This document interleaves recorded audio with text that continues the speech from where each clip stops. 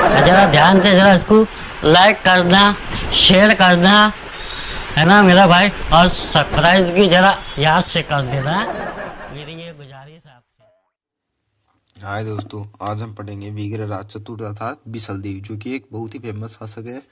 और जैसे आप देखेंगे यहाँ पे 1158 से तथा 1163।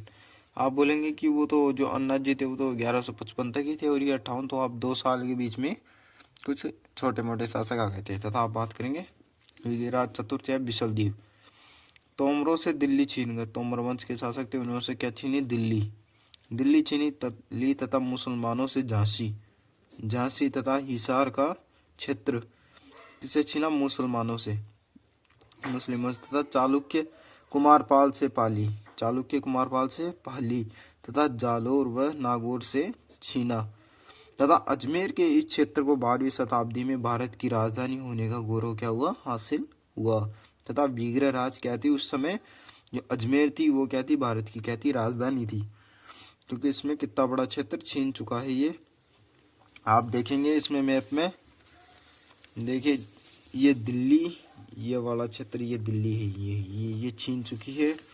तथा इसके साथ साथ आप देखेंगे झांसी और हिसार। झांसी कहाँ है? ये इस तरफ है, यहाँ पे झांसी, यानी कि ये क्षेत्र झांसी, और ये हिसार कहाँ? यह हरियाणा में। ये इतना क्षेत्र क्या है? प्राप्त कर चुका है।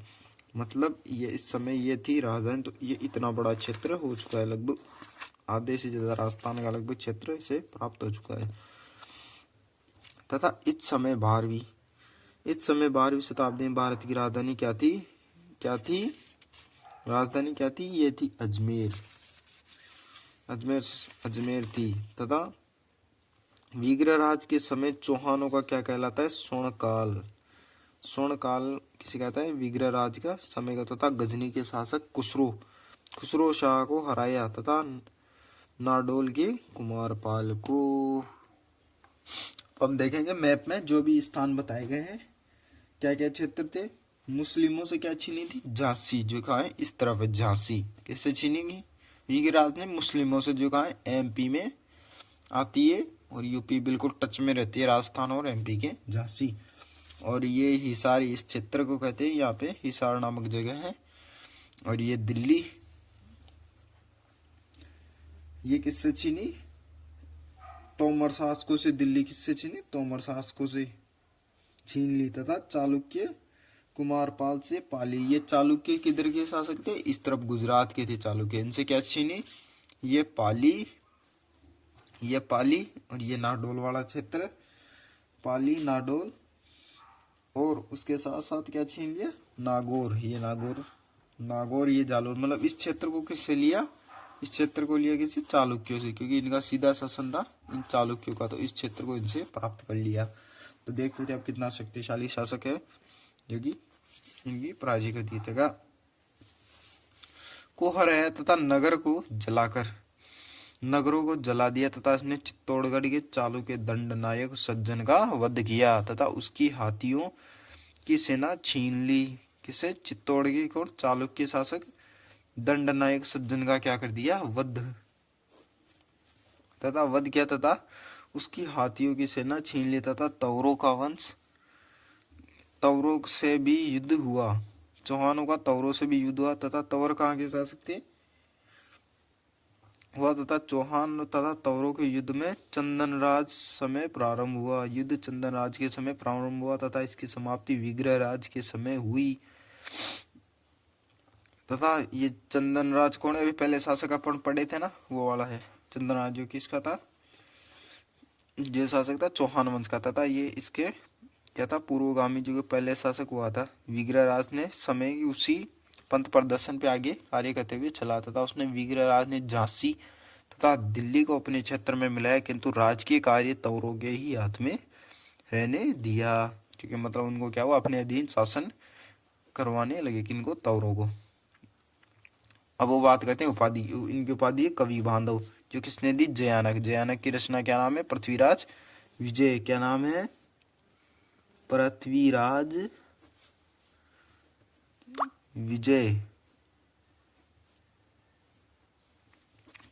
विजय किसकी रचना है? जयानक की। पृथ्वीराज विजय किसकी है? जानकी तथा दिल्ली पर अधिकार करने वाला वीरराज चौहान प्रथम क्या था? शासक था। तथा किलहॉर्न जो क्या है, एक अंग्रेज आर्थिक इतिहासकार है जिन्होंने वीरराज तथा कालिदास तथा बहुभूति की होड़ की, मतलब ये इतने विद्वान शासक थे कि इनके सामने वीरराज थे ना, वो कालिदास और बहुभूति नामक जो लेखक थे, राइटर थे प्राचीन, उनके समान इनमें क्या थी? प्रतिभा समान थे। तो अब बात करेंगे हरिकेली नाटक की। हरिकेली नाटक, इसकी रचना वीरराज चतुर्थ ने की, जो किसमें की? संस्कृत भाषा में की। प्राचीन भाषा कौन सी? संस्कृत, तो उसी में की होगी।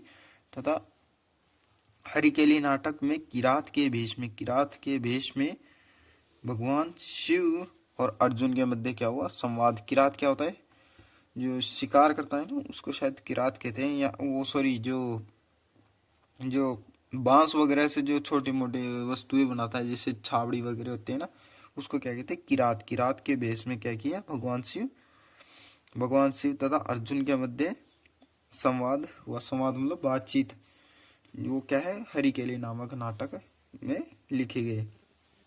हरिकेली नाटक में कुछ पंक्तियां 2.5 दिन के झोपड़े, 2.5 दिन का झोपड़ा कहाँ स्थित है? अजमेर में, इसमें लिखी गई। तथा इसकी कुछ पंक्तियां ब्रिस्टल इंग्लैंड के राजा राम मोहन राय संस्थापक पर लिखी है। तथा राजा राम मोहन राय की मृत्यु कहाँ हुई थी? ब्रिस्टल इंग्लैंड में। राजा राम मोहन राय कौन थे? राजा राम मोहन राय अकबर द्वितीय के दरबारी थे। अकबर द्वितीय कौन था? एक मुगल शासक था, जो कि वो ब्रिस्टल इंग्लैंड में गए थे अकबर द्वितीय की पेंशन को बढ़वाने के लिए, परंतु उनकी वहीं पे क्या हो गई? मृत्यु हो गई। किसकी? राजा राम मोहन राय की, जिन्होंने सती प्रथा के लिए विशेष कार्य किया था।